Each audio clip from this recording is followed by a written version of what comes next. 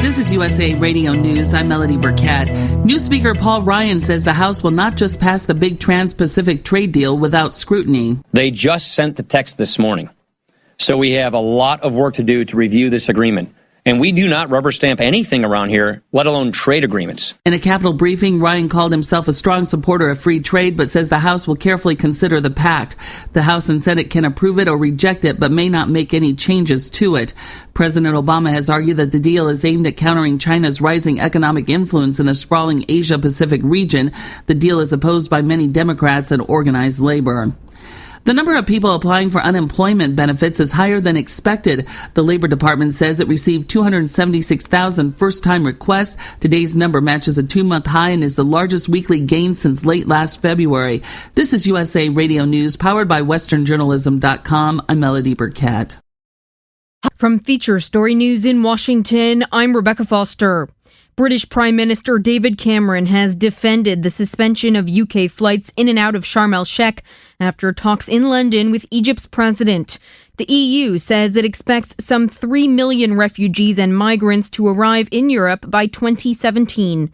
And the U.S. Congress is starting months of debate over whether to endorse the recently agreed Trans-Pacific Partnership. Dr. Dabber, hurry! Its temperature is shooting past 1,000 degrees Fahrenheit. It's burning up. I'm afraid for this little guy, it's just too late. What caused the problem? Only Dr. Dabber can maintain the perfect temperature for a smooth-tasting, slower burn. This standard vaporizer lost all of its health benefits, sending it up in smoke. So you're telling me that most vapor pens burn so hot they produce smoke, not vapor? Correct. Keep away from those standard vaporizer pens and turn to Dr. Dabber. Doctor's orders. Less heat, more flavor. The smoke is rising, and the next crop of podcasts devoted to cannabis providers and enthusiasts are ready to be harvested.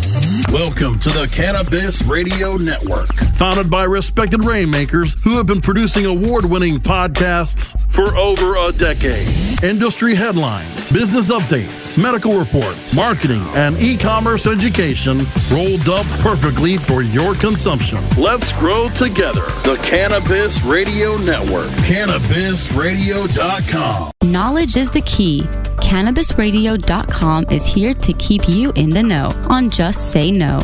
Did you know there are over 100 medical conditions that can benefit from cannabis therapy? Just Say No talks to patients who have used cannabis to treat their medical symptoms and create a better quality of life. Each week, we will tackle a chronic condition by talking to patients, doctors, and researchers with the goal to helping you live, learn, and thrive.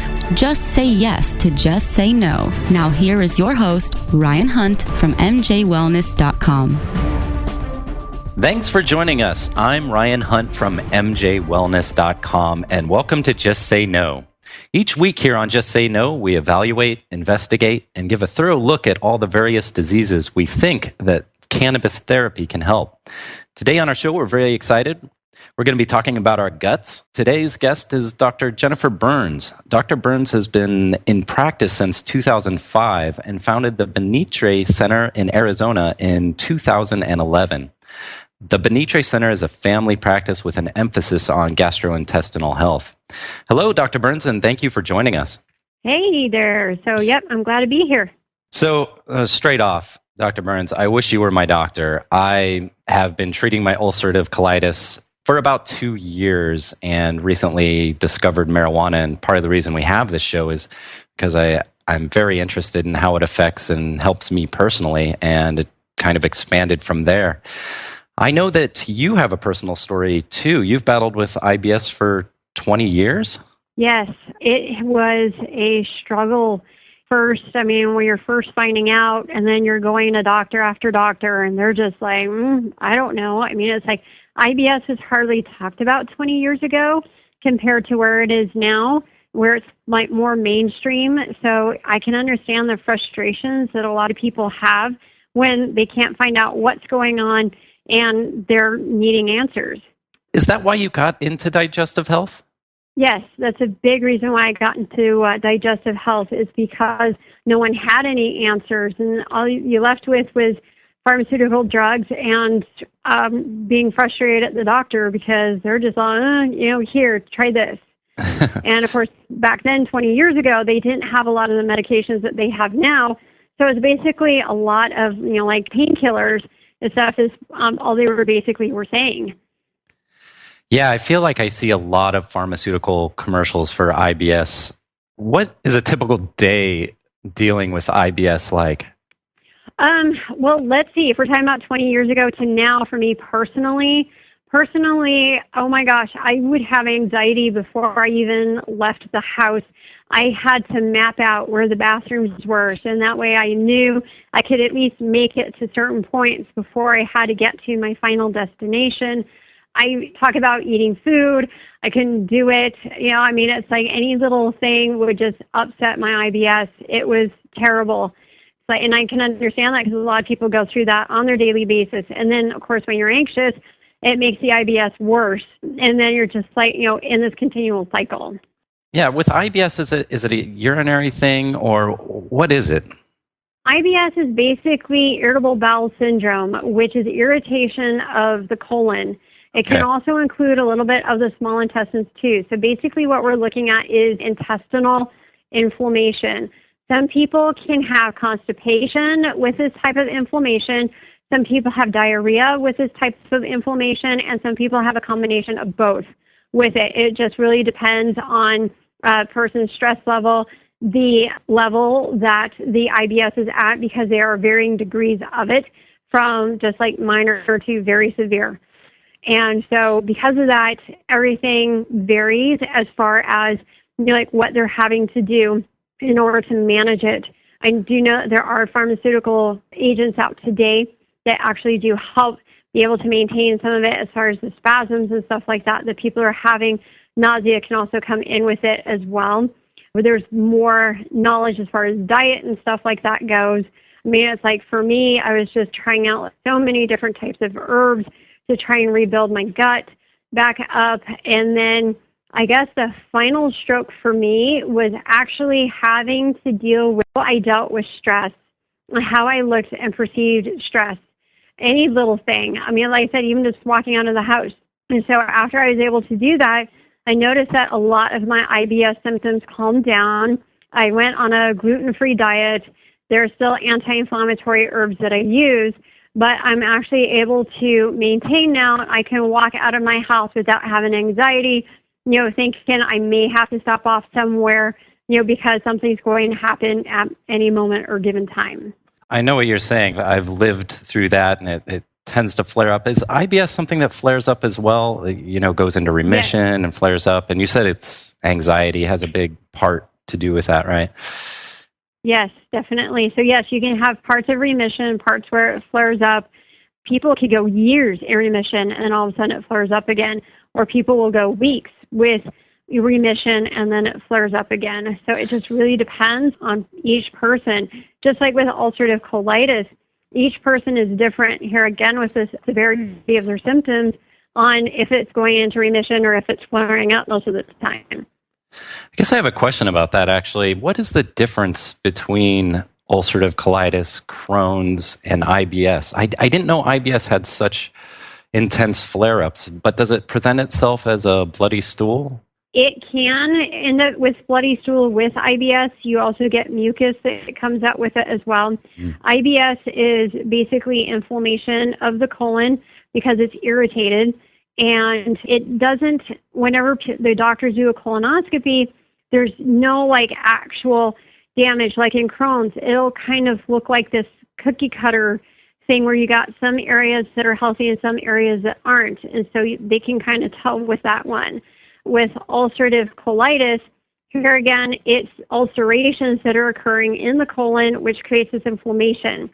IBS doesn't have any ulcerations. You're not getting dead areas in the colon like you do with Crohn's, but it's just basically overall inflammation. Everything else has been ruled out, so this is basically what it is. Oh, so that's how it's diagnosed. It's just kind of a process of elimination? Yeah, exactly. And do we know if this is due to environmental or genetic factors? I'm 40 years old, and this came up about 2 years ago for me, and it really shocked me and flipped me upside down for a while. And how did this happen? Or how does it happen for anybody with these digestive inflammation disorders? That depends. Yes, there can be a strong family history of it, where people have like gut issues, but they don't know exactly what it was because, let's say, maybe 60 years ago, they didn't have the diagnosis of ulcerative colitis or irritable bowel syndrome. They're just saying, okay, it's like their stomach hurt, they're having abdominal pain. Sometimes the doctors back then thought it was acid reflux. So, it was just of unknown origin. So there can be a strong family history that ends up coming down with it. They just may not know it because it's probably not diagnosed, way back when.